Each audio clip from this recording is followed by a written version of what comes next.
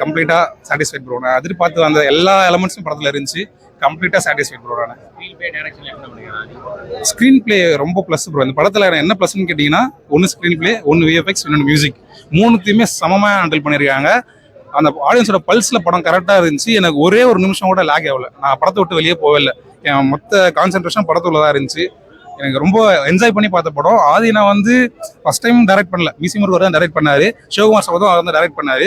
அந்த 2 ஜானருமே வந்து ஒரு ஜாலியான ஜானர். ஒரு காலேஜ், ஒரு யங்ஸ்டரோட லைஃப் அப்படின்றத அந்த மெத்தடை உடச்சி புதுசாக ஒரு வேர்ல்டு வார் வந்து எப்படி இருக்கும், கடைசி உலக போர்னு ஒரு டாபிக் வந்து அது வந்து எப்படி இருக்கும், அது எப்படி நான் பண்ண போறாங்கன்ற ஒரு ஸ்கிரிப்ட் ரொம்ப ஸ்ட்ராங்கா இருந்துச்சு ப்ரோ. அதுக்கு பயங்கரமா ரிசர்ச் பண்ணியிருக்காங்கன்றது விஷுவல் பார்க்கும்போது தெரியுது. ஏன்னா ஸ்டார்டிங்ல ஒரு நட்டி சார் வந்து இன்ட்ரோ கொடுப்பாரு. இன்ட்ரோ கொடுக்கும்போது ஸ்க்ரீன்ல வந்து ஒரு டீட்டெயிலிங் அவ்வளோ இருக்கும்.